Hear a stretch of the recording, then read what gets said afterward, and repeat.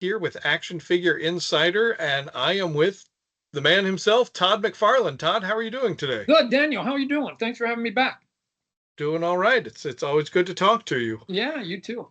You've got a pretty significant announcement to make. You know, I've been covering toys for over 20 years, and Yeah, I think this is a pretty significant announcement. Do you want to kind of give us the nutshell what you're announcing today? yeah, sure. So today we get to officially make the announcement that for those of you that like candies, M&M, I've got another M&M for you. It's going to be McFarlane is finally going to join forces with Marvel. McFarlane Toys is going to join forces with Marvel, and it's I've as you can imagine, I've looked at them sort of side-eyed for 30 years, ever since I broke into toys, going, man, wouldn't it be cool? uh there's a couple big giant brands that are out there that I've sort of had on my wish list. The top three were Marvel, DC, and Star Wars, right? Like, man, if I could only do like one figure from each one of them, right? Would I like that's it? That's all I want to do. And so a few years back, I was able to knock down one of them, and now I get like one of the big holy grails here of Marvel Comics. Finally, doing some post figures for them, and being able to go and dive into their comic books library that also includes my artwork. Right, so I get to, and maybe I'm being a little egotistical here and a little eccentric, whatever word you want to use, but I get to now try and interpret my artwork 3D and try and figure it out, and then look at like all the other hundreds of thousands of comic books beyond that, and pick and choose some of the cool artist characters, moments, covers, events, all the way from the beginning of Fantastic Four 1 all the way to today, and just mix and match it all and see if we can't have a good time. That's absolutely incredible. So, how did this deal come about? Did you approach them first, or did they come to you? Because I know Uh, they've certainly, anyone that goes to any comic book convention and looks at any comic book booth sees your Marvel covers on the back walls of these booths and in their comic shops. So, yeah. So, and again, it's not going to just be based on covers per se, right? okay. Again, like dioramas, and that, like, again, brilliant artwork can come from both covers and on interior artwork, right? Mhm. So to me, the concept is, how do you bring the most compelling, cool looking characters to 3D form? And I shouldn't limit ourselves to being, it only can be covers from this era. I don't want to do that, or it's only the ones that Todd personally like. I don't want to do that either. I want to try and sort of tip my hat to like the entire historical arc of Image comic books, from the beginning of what Stan Lee and Jack Kirby were doing, all the way from Fantastic Four 1 all the way to whatever came out in the stores yesterday, right? Wow. Um, so it's a pretty big net that they've allowed us to play into. How it came about, I don't quite sort of know all the details, but I know that I've had conversations off and on, right? Like over the years, go, come on, man, you guys should let me make you should let me make like at least one of my, like, a McFarlane looking figure, right? Come on, I'm McFarlane, and I make toys. So again, it was a lot of cajoling and having a good time, but we had done the. It got a little bit serious after we had done one of their Disney app games, and then even more so after the Avatar toys, Mm-hmm. because Avatar, although it's owned by, it came out by Fox, it's still under the umbrella of Disney. Right. Marvel is owned by Disney, so I was sort of then ingratiated myself in the family, and then we just sort of had the conversation back and forth again of just going, man, wouldn't it be cool? Wouldn't it be cool? And I was always sort of like, here's how we can find a sliver, because again, you can't give away action figures, because again, you've got Hasbro, and they're good partners, and you need to protect your partners, absolutely. Mm-hmm. So how do we find a sliver? Everybody else was finding a sliver. And I go, what if it was figures based on McFarlane artwork and I get them all signed by McFarlane? Because I know how to do that. I got the inside track. And I can Right. You know a promise guy? you, if anybody else tries to do a McFarlane figure and says, hey, we're going to get McFarlane to sign it, I will not sign it. So I was just trying to go to that extreme. But it ended up turning into something much more than that, right? Because again, we didn't want to just do a McFarlane art deal. We wanted to do a Marvel deal. So, like I said, that I can pay homage to them for like literally their 60-year existence on many different fronts with many different characters, many different price points and scale and stuff. I mean, we're going to start with 1/10 and 1/6 scale, but I think even within that we can sort of play a little bit, right, with it, a little bit like the artwork on the cover, that you try to fill the page as much as possible. We should be trying to fill the package. So our first wave, we try to make them all kind of in the same scale, but I don't know that that's necessarily the right attitude, because then you're thinking more like a completist at that point. And the figures, again, given that they're pose figures, I mean, think about like what I did for years and years with the McFarlane sports picks, right? Yeah. You take the best of this league, and then you take like who are the most popular, again, except for in this case, you're doing athlete, and then you go, but what pose should we put them in, right? What should we? And so it's sort of the same concept of, okay, if we're going to do, this character, which one do we do? Given that there's thousands to choose from, right? Like Right. not only from covers, but from interior artwork. So you mentioned a little bit about the two different scales that you're starting with. Can you talk about the difference? Are they the teaser images that they showed me were they were both of the same? There was a Spider-Man and a Captain America. Are there any differences in like material or anything like that? I know one of them comes with a full-size comic book. Yeah, some of the product is going to come with comic books, right? Some will come specifically with the comic book reprint of what we are pulling the original source material from. Hmm. Some may not. So, but I mean, really, I mean, on the simplest form, the 1/6 are just going to be bigger, right? So, like everybody, I mean, looking at your shelf behind you, you have different sizes of stuff, right? So, somebody might want a bigger Spider-Man, right? And so, okay, we'll make a bigger Spider-Man. But I needed the two scales because I knew I wasn't going to be able to put Hulk in the small scale, because no, like Hulk's the Hulk, right? So we needed him to bust out. So, and what happens if we ever do like Galactus? I don't know. Like I got to have some space here, right? Right, right. And then again, if it's a prominent sort of piece of artwork, cover image or whatever, then we may just want to like make it, at a grand scale, so it really takes a place of prominence on your shelf. So we're gonna, again, it's all an experiment. We're new, right? We're new to this.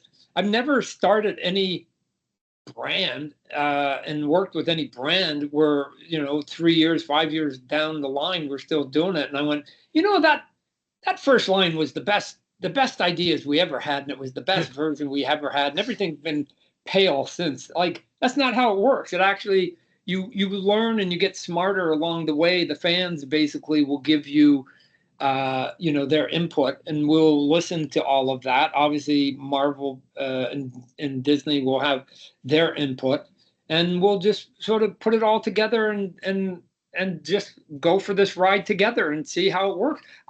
We're not presuming that we have all the answers and we're sort of geniuses. No, we're geeks like anybody else, and we just are going to put together lineups, and people are going to tell us every single time we missed the best ones, which are the ones that they like.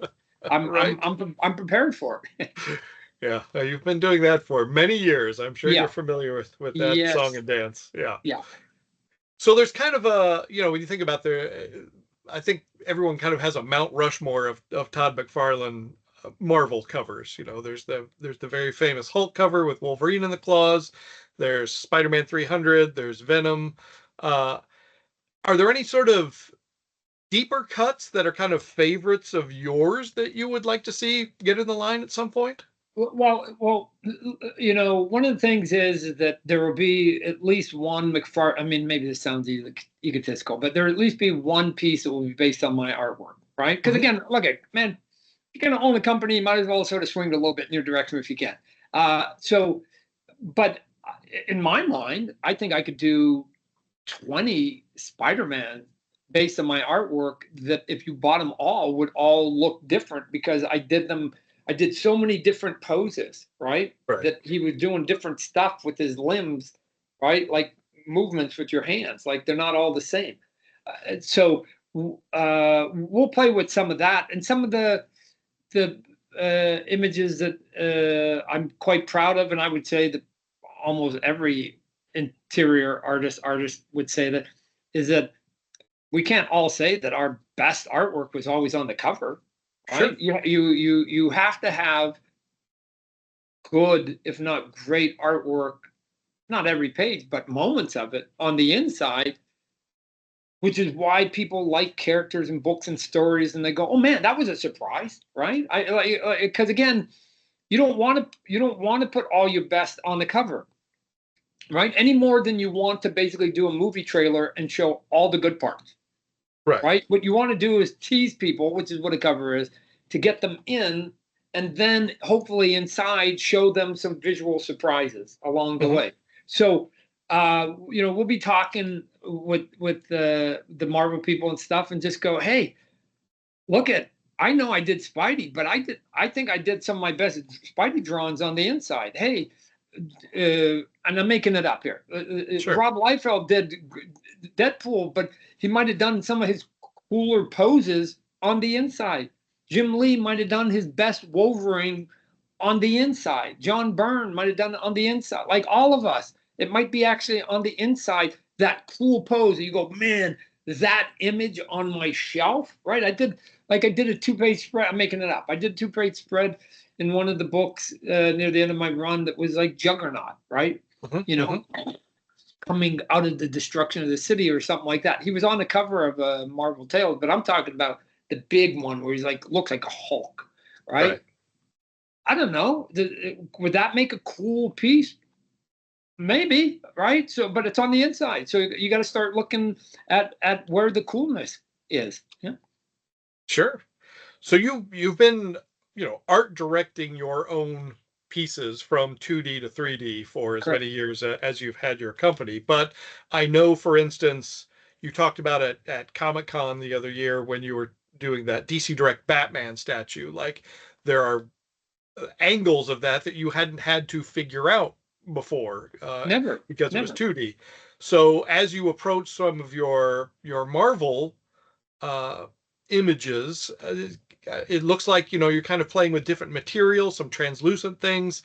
You have to kind of find a way to do the famous McFarlane webs and that sort of thing. Can you talk about kind of your process of going from 2D to 3D on that Yes. stuff? So the process of going 2D to 3D and the trying to figure it out is applicable to every drawing. Forget Todd's drawings. Right. It goes to all drawings that you just go, hey, that famous cover that uh, George Perez did, right? If you start turning that figure, what does it look like from the profile? Nobody knows. We don't have the data because all we had was what was on a piece of paper. Yeah. So what the concept is to me, Daniel, is that if you're using an image as your inspiration, wherever you find it, right, Hmm. that there should be at least one angle that toy, when you're spinning it, that you go, there, that looks like that cover. That looks like that panel. That looks like that poster, like right there. And if you start moving it here and here, then the answer is no, because we've never seen it from those other angles, right? Right. Like if you take, and I've seen it, like if you take my Spider-Man 301 with cover, which is one of the figures that we're doing, I think that one's at the 1/6 side.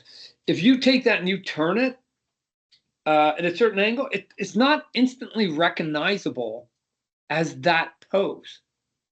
Why? Because we don't really sort of have that in our memory bank, right? Right. But if you turn it and you go there, then it go, oh yeah, now it looks just like that cover, right? So we have to shoot for at least that, the 1-to-1 that you go, yeah, and then you go, okay, now that we got that, how does the other stuff have to all fit around it to get to that moment? Let me tell you, arguably some of the most difficult stuff is going to be my artwork, because especially on the Spider-Man, I just ignored anatomy. and so I know my sculptor are going to go, Todd, like I understand you want that pose at that, like, but if I put his leg there and I put his hips there, where's his hips when I go sideways? Like it doesn't make any sense, right? So we'll probably have to take some artistic license on each one of these drawings, but especially some of mine. But again, it's part of the fun of all of it.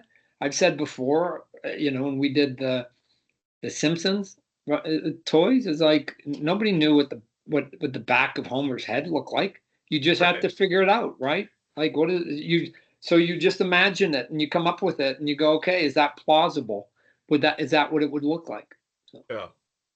Is there any intimidation to you to sort of essentially be art directing like Jack Kirby, Steve Ditko, John Romita Jr., or anything like that? Or is that invigorating to figure that stuff out? No, it's not intimidating. It's more of I have a responsibility of trying to get it as good as I can, and get it. If you're gonna borrow from something, just like when we use a photo reference for an athlete when we were doing sports, right? We should inherently try and get that as close to that photo as possible.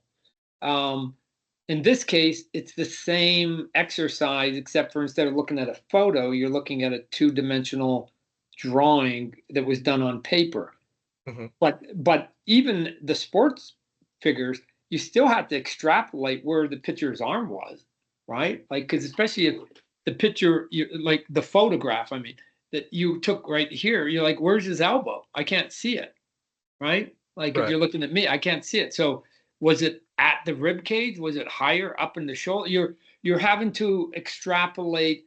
And I was an athlete, so I could do it pretty well. I could always tell when one of my sculptors wasn't an athlete, because I go, no, right? That's not how it goes. I mean, I was just looking at a statue of a figure the other day of one of our athletes we got coming out, and I'm sure they were shocked because I gave them like 15 notes, but they're all just minor tweaks, right? Like the hand can't be like this. There has to be a kink in it, right? Like, and not only the hand has to be a kink in it, but it has to turn slightly. So again, this is okay. We could get away with it. It's plausible, but we're here. Might as well do it right. Bend it and turn it just a little bit. No big deal. I think if you do those kinds of things on any figure, including the Marvel figure, and you get it right, and you can sort of tweak things in 10 different places, you get a lot of upgrade. I've said before, you upgrade 10 areas 1%, you get 10% upgrade. Right. I don't need. I've tried to teach it to my sculptors over the years. Stop trying to fix it in one move. Right, a little bit here. Move. It looks a little bland. Move the shoulder up. Right, maybe turn the head. Right, do like get it. And then the arm's a little skinny, buff it up. Maybe he looks kind of weird. Maybe we need to shrink the head because he looks like he's got a bit of a bowling ball head. Okay, what? There. Much better. And if you click on the before after, you see the difference, but it wasn't like one thing you fix. It was like little tweaks. So I'll try and see if we can convey all of that and get that as much as possible. Here's the reality. What we're going to do with the Marvel lines will be no different than what we've done with any other lines. Theoretically, especially if we do it for, a few years here and more, that we'll look back on our first wave or two and go, what?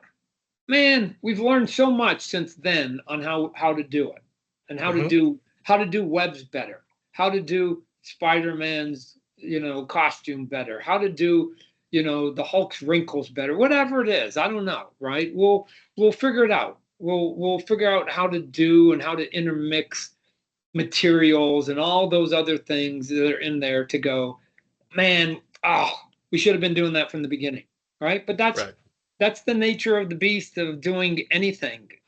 You just you start at the beginning and then you move on, right? It's just that when you have something that people want and it's popular, then they remember sometimes the stuff, right? That they're like, oh man, Todd, when you came out with Spawn toys, they were so much better. Now, but look at those toys, like they're kind of silly. They're silly not only in comparison to what I make, they're silly in comparison to what dozens of other companies make, right? But at that moment, it was the best that we could do, and it was a step up. So I'm hoping that like a couple of years from now, I'll go, oh man, I should have been doing this on those first couple lines. But well, again, it's that is part of your legacy, is that you continue to push what the industry can do. What we talked about last time about how you pushed Hot Wheels to do the tempo different to make the Spawn mobile. Daniel, I think you're giving me way too much credit. I think this is consistent with all creative people. We are neurotic at its core, and I say that in an endearing way, which basically means we are never satisfied with our artwork. there is never a time we just go, that's it, I've hit the pinnacle.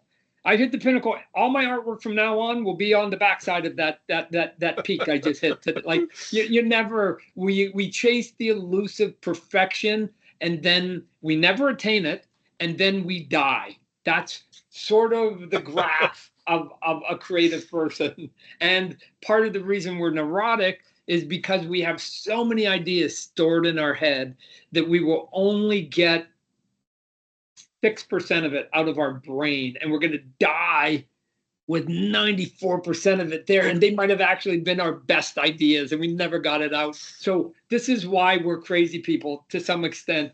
It's our blessing and our curse a little bit. So yeah, of course I'm gonna look at it. Even if I did these Marvel figures for 20 years, I'm still on year 19, still gonna be going, man, what we should be doing this. So that's that, but we should. That should be the expectation from the fan base should be that anything you do, you should get smarter and better and faster at it.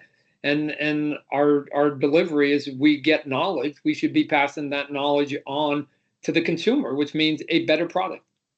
Yeah. So over the years, both Toy Biz and Hasbro have kind of taken a crack at a McFarlane-esque Spider-Man figure. Very big eyes, lanky. How would you say you would approach it differently than what they've done it in the past to really capture what you wanted to put on the page? There's a couple minor things, but I've actually seen a couple that I actually have gone, they did pretty good, right? Okay. So I think, again, because they're doing the same job that I'm doing when I'm doing like somebody else's brand, you look at the reference and you try to be as true to it and as loyal to it as possible. So I've seen some really good stuff, Daniel, right? So I don't know that I'm going to do anything that's like, aha, finally. But I'm hoping that on some of the stuff that, especially if we get to some of the interior stuff, that there's just, I know what I was thinking about when I was drawing it, and I know how the muscle structure is, and I know how the costume should be moving on it and stuff. Like there's like nuances that should be there, and hopefully we can do it. But then even things like, well, we may try like 2 or 3 different materials to go, what's the best one that like actually really captures the webbing, right? Because I was even talking about, could we actually do it with real wire, Mm-hmm. right? But I go, how do I get the factory to actually then wire it and then put the loops and and I go, it'd take too long to figure it out. But again, I just like, well, we should put that off to the side. But again, like we did a test on some of the webs, and we said, hey, let's make it gray and then put a wash on it. Okay. It looked mechanical, and it looked like piping, and pipe is heavy, and the Right. webs are supposed to be wispy. Mm-hmm. So again, we tried a couple things, weren't quite satisfied. We ended up just doing it translucent. I still don't think, again, it's our first crack. I still don't think that's the answer, right? To get us to where it's like there, that's what it should feel like. Right. And so I'm hoping that we can crack that code on some of it. So I don't know. I'll take my 30 years of being a toy maker combined with the 30 years of knowing my own artwork, and having a bit of a keen eye, and then taking that combo with some of the talent that we have, and let's just see if we can have a little bit of fun. And the answer just might be, that's like, Todd, you're not doing anything dramatically different on your own artwork other than you're going to do more of it. They're not. It might be on that Doctor Strange figure I do, that people might go, oh man, and had none of my artwork. It was not my artwork. They're just like, man, that's what Doctor Strange should have looked like. That's cool, right? So, And I don't know if you can speak to this yet, but just kind of in the parameters of your license, do these posed figures, do they need to be a single character, or can you do something like, the cover of Secret Wars where Hulk is holding up the crust of the planet with everyone else getting squished? I think hopefully we can figure out how to do like two, like in one at times, and then like again, if somebody's holding somebody up on their shoulder, do them both, right? Do them Right. both, because you don't want to sell somebody sitting. So that one makes sense. But you could do something like with the Captain America one we're doing, that's based on a cover where there was actually a Spider-Man in it. So Uh-huh. could I do the Spider-Man, and could you put the two together? Yeah, Right. possibly. So those are the things we're thinking about. Is there a way to maybe interconnect some of these things so that Mhm. the ones that have multi characters make that you could do a cool X-Men cover, right? Right. I don't know. Well, the balancing act though is, if you do that and it's got 5 figures, that means you're using the same one cover and you're using the same one artist. Is that the way to go? Well, again, we're going to try all of it, and the audience will let us know. They've never been shy. They'll let us know. Have you had a chance, I'm sure, haven't talked a lot about this, but have you reached out to any of your friends, like, the Jim Lees of the world or the Rob Liefeld, to tell them that this sort of thing is coming? I haven't, because the Marvel has made me be like button Sure. button it up. So they'll know. And again, hopefully they'll be flattered that I sort of lean towards some of my pals. A little bit of bias right out of the gate. Um, but yeah, I'll have lots of conversations with them, because again, I want to pick their brains. Going, Hmm. what do you think was your coolest Wolverine? What do you think was your coolest Cyclops? What do you think was your coolest Deadpool? What do you think was your coolest Cable? Right? Like I mean, they know their artwork better than me. Just like if you ask me, Todd, what's your 5 coolest poses? Like, they're not all on the cover. Right. That's great. Yeah. Again, it's a very exciting concept, and I'm really excited to see. I would imagine, I think the announcement said the first ones will start shipping in the summer. Is that right? Is it Oh coming yeah, that yeah. soon? No, they're coming down the pipeline quick. And We'll I'm have sure we'll we'll have probably. 3D we'll have 3Ds of them at San Diego, but it might be kind of close to when they're going on sale. So Okay. All yeah. right. Well, I mean, again, this is really exciting news. I'm sure you're going to start getting questions from fans at conventions of Yeah. things like, well, hey, can you do Rom the Space Knight, Yeah, no, and no, can you no. get We'll some get. Well, Micronauts in there? I'm prepared for all the suggestions. It just, we won't be able to get through all of them before I die, but Right. we'll work our way through. Yeah. Well, I mean, this is really exciting news.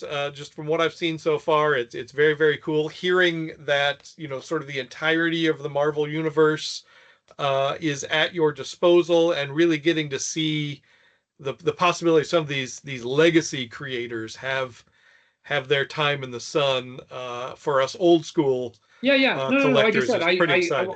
I sort of see it breaking it up into thirds, right? Sort of like sort of the first 20 years, then the next 20 years, and then the next 20 years, right? And just give a little bit of both, or all three of them, because I think there's going to be a wide range of fans, right? Although my guess is, because again, they're not going to be articulated, you're not going to then have quite as young an audience you would have if they were like toys and moving around.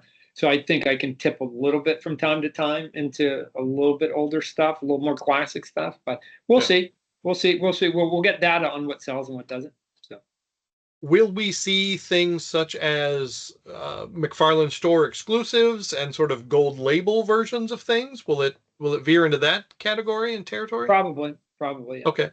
Yeah. I mean, again, we in a natural way that makes sense, right? Mhm. Not that it looks like you're gouging anybody.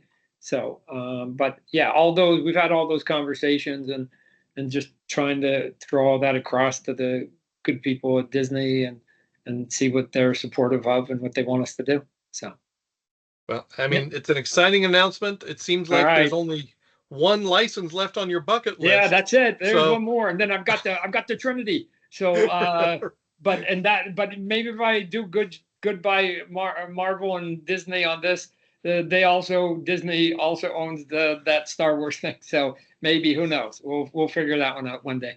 well, So fingers crossed. Thank you so much for your time, Todd. It's a very exciting announcement. I can't wait to see the feedback from the fans. And are you going to be at San Diego this year, do you think? yes, yeah, Excellent. yeah. Barring something personal, I'll be there, and we'll roll out some of the toys. Yep. Sounds good. Well, I will see you there. Thank you All so right. much for your time, sir. Thanks, Daniel. All right. Be Talk good. to you later. Bye.